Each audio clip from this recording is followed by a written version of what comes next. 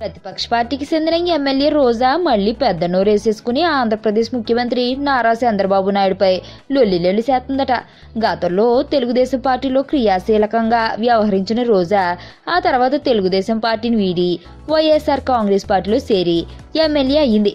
శాసనసభలో అడుగుపెట్టింది మొదలు చంద్రబాబుపై తెలుగుదేశం శ్రేణులపై ఒంటికాల మీద లేస్తుంది రోజా.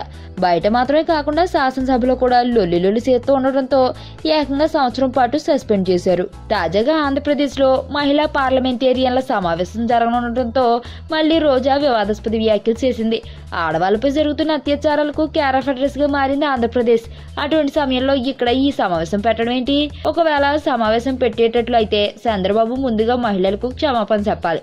ఆ తర్వాత సమావేశం ఏర్పాటు చేయాలని డిమాండ్ చేస్తుంది రోజా.